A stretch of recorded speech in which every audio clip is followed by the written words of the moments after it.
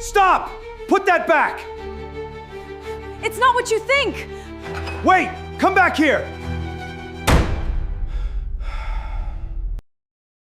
The Mafia boss trusted his assistant with his biggest secret.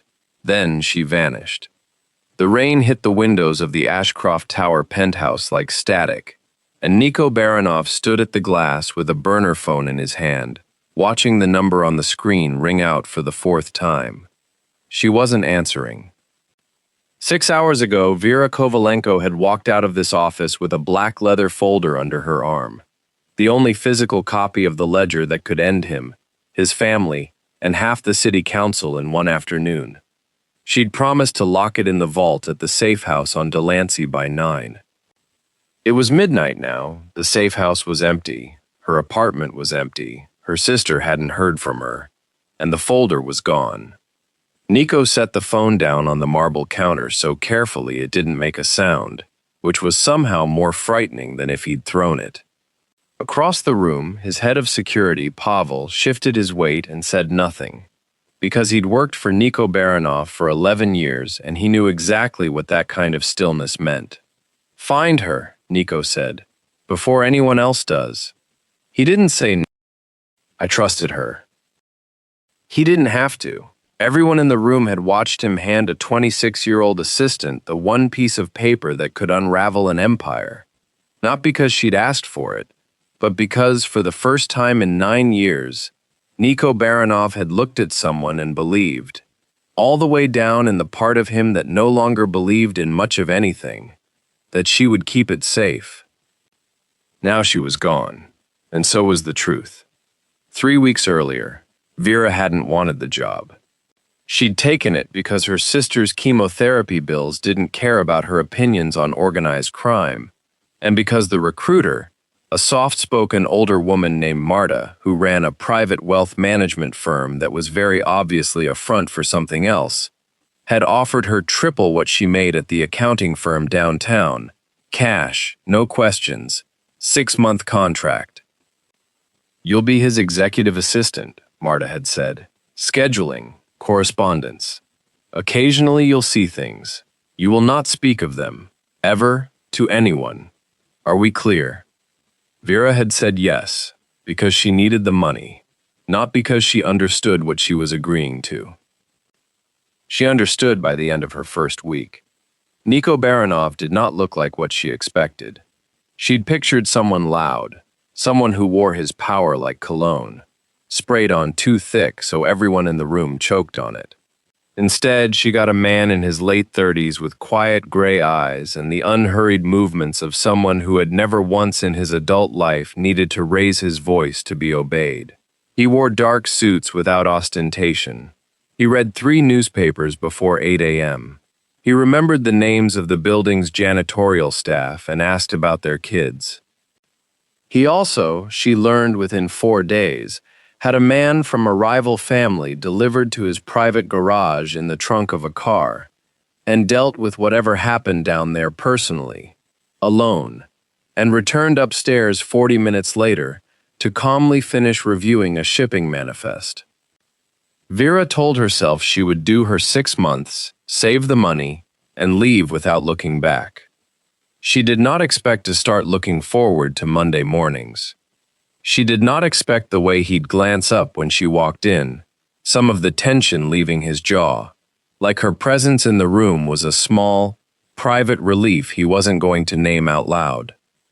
She definitely did not expect to fall for him. "You're doing the thing again," Vera said one evening, 3 months into the job, when she found him standing at the window of his office long after the building had emptied out. "What thing?" "The thing where you stand very still and think about something you're not going to tell me." Niko almost smiled. "Almost. It's not that I don't want to tell you." "Then what is it?" "It's that once I tell you, you can't unknow it. And some things, once you know them, they change what you are to the people who'd hurt me to get to them." He turned from the window and looked at her properly, the way he rarely let himself. "I don't want that for you."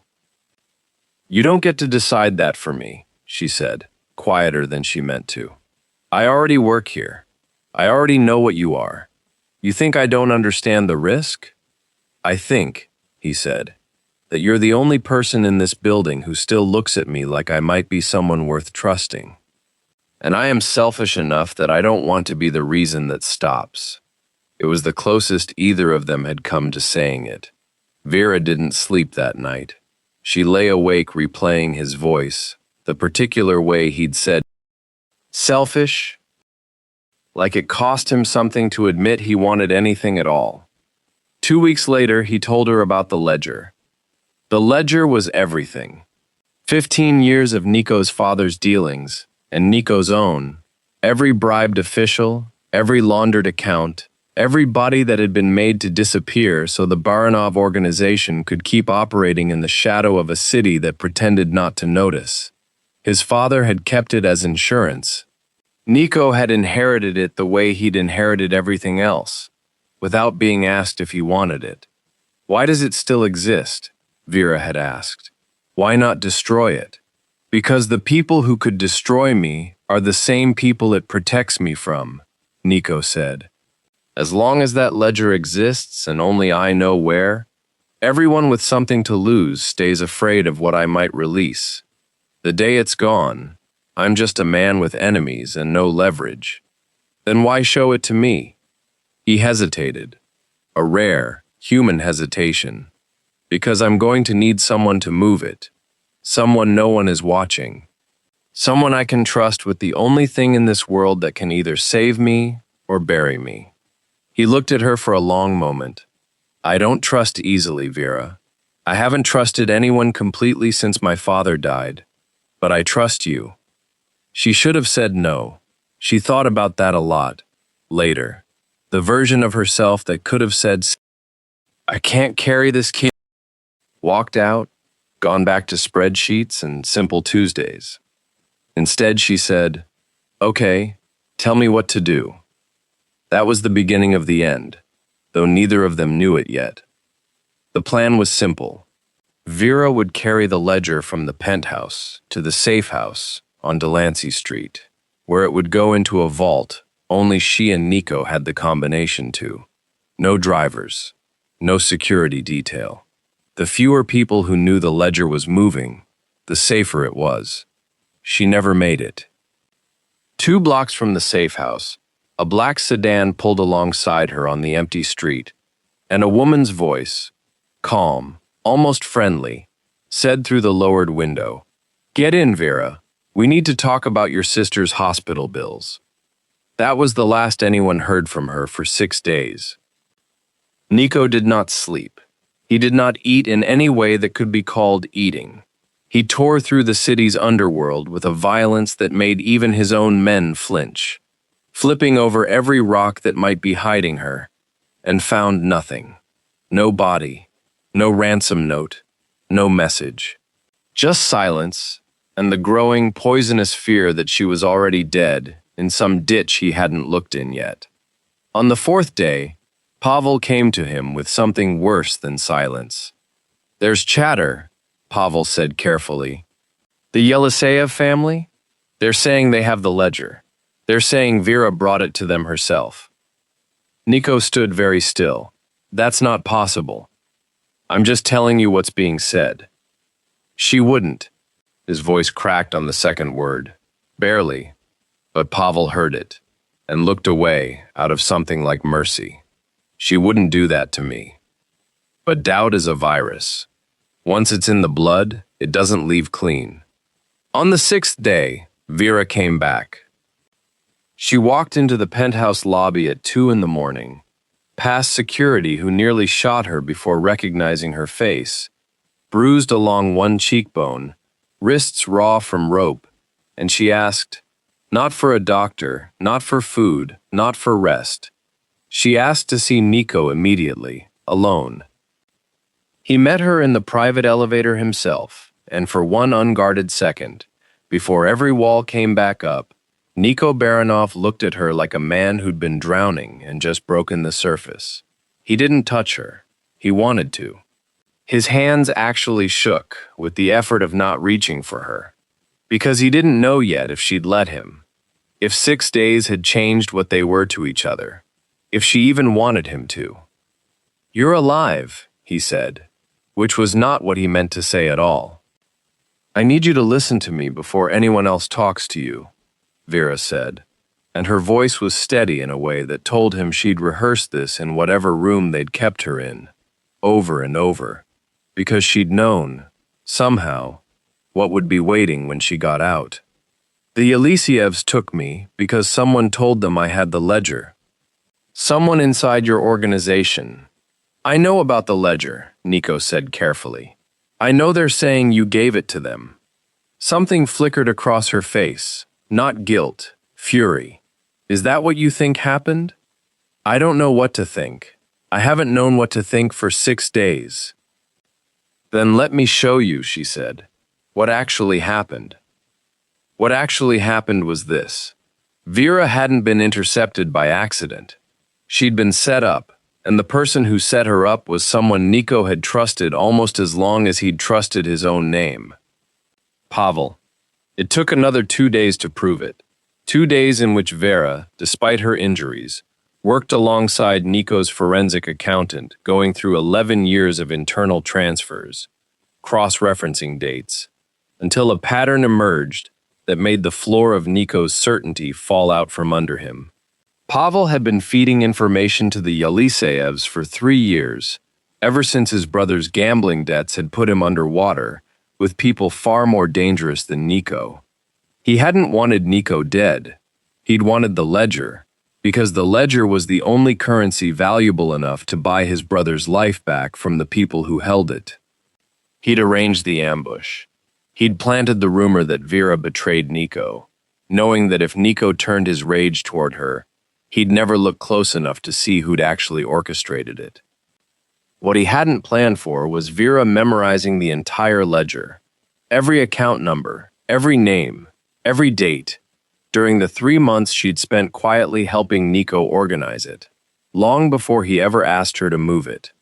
When the Yeliseevs took the physical folder off her during the kidnapping, they got 15 years of secrets on paper. What they didn't get was the only person who could still testify to every word of it, alive, furious, and walking back into Nico's penthouse under her own power. "They don't have leverage," Vera told him, standing in his office with a bandage on her wrist and a look on her face that dared him to underestimate her again. "They have paper. I have everything that paper says, in my head, and I can prove where it came from and who sold it to them. You want your leverage back? I'm the leverage now, not the folder." Nico stared at her, something cracking open in his chest that had been sealed shut since he was 22 years old, and had buried his father and inherited a war he never chose. "You memorized 15 years of criminal records to protect me." "I memorized them because I wasn't going to let anyone use me against you," Vera said. "There's a difference." Pavel didn't run. Men like him rarely do. Some instinct convinces them until the last moment that loyalty, once spent, can still be repurchased. He came to the penthouse the next evening as if nothing had changed, and Nico let him walk all the way into the office before he closed the door himself. "Your brother," Nico said quietly. "How much did he owe them?" Pavel's face went the color of ash. "Nico, how much?" 400,000. I didn't have a choice. They were going to. You had a choice," Nico said, and his voice was terrifyingly calm. The calm Vera had learned in her first week meant something irreversible was coming. "You could have come to me. 11 years, Pavel. You could have told me your brother was in trouble and I would have paid it myself and never asked a single question. Instead, you sold the woman He stopped, started again. "You sold Vera to men who would have killed her, to buy time for a debt I would have covered in an afternoon. I didn't think you'd say yes." "You didn't ask." Nico's jaw tightened. "That's the part I can't forgive. Not the debt. The fact that after 11 years, you still thought I was the kind of man who'd let you drown rather than help you. Maybe that's on me. Maybe I built something that made loyalty feel like it had to be earned in blood instead of just given. He looked, for a moment, genuinely tired. The weight of an empire built on fear instead of trust settling visibly on him. But you don't get to decide who pays for your mistake. You made it hers. What happened to Pavel after that? Vera never asked, and Nico never told her. Some silences she'd learn were kindnesses. With Pavel gone and the Yeliseyevs holding a ledger with no witness left to corroborate it against the woman who could dismantle their whole play in a courtroom or a back alley meeting alike, their leverage evaporated within a week. Nico met with their patriarch personally. No guns, no theatrics, just two men and a table. And by the end of the conversation, the folder was ash in a fireplace, and a new, quieter peace existed between the families, brokered not by threat, but by the simple, novel fact that Nico Baranov had nothing left to hide that anyone could use against him. He'd burned his father's leverage. For the first time in 15 years, there was no ledger, no insurance policy built on other people's fear, just Nico, and whatever he chose to be next. You gave up the only thing that protected you, Vera said, watching the fire die down in his office hearth. No, Nico said. I gave up the only thing that controlled me. He turned to her, and this time he didn't hesitate, didn't let the wall come back up. He crossed the room and took her face in both hands, careful of the fading bruise along her cheekbone, and looked at her the way he'd wanted to since the elevator, since long before the elevator, since the first week she'd walked into his office wearing borrowed confidence and asked if he wanted his coffee black. You could have let them believe you betrayed me. You could have taken a deal. Instead, you came back with nothing but what you'd memorized to save someone who couldn't even promise you'd survive it. I wasn't doing it to be saved, Vera said. I was doing it because somewhere in the last 3 months, you stopped being my boss and became the person I wasn't willing to lose. That terrified me a lot more than the Yeliseyevs did. I trusted you with the biggest secret I had, Nico said, and you didn't just keep it. You became the reason it stopped being a weapon anyone could hold over me. Then trust me with the next one, Vera said. Whatever it is you're not saying right now. Nico almost laughed, a real one, low and surprised out of him. I don't have a secret this time. Then say the easy thing. I love you, he said, like it was the simplest true thing he'd said in years. Because for once, it was. I have. Since before I had any right to. Vera didn't answer with words. She didn't need to. 6 months later, the contract Marta had drawn up in her soft, indifferent voice, 6 months, cash, no questions, had long since expired, folded into something neither of them had bothered to put a name to on paper, because some things didn't need a contract to be permanent. Vera still ran his calendar, still argued with him about which newspapers were worth his attention, still knew things about the Baranov organization that no outsider ever would. But she wasn't his assistant anymore. She hadn't been for a long time, not really. Not since the night she walked back into that penthouse at 2 a.m. with rope burns on her wrists, and refused to let anyone, including him, decide who she was. The city still feared Nico Baranov. That hadn't changed, and probably never fully would. But the man who stood at the window some nights, watching the rain, wasn't standing there alone anymore. And when Vera came up behind him now and asked what he was thinking about, he told her, every time. Because he'd learned, the hard way, exactly what it cost to keep the people he loved in the dark. And he wasn't willing to pay that price twice. The end.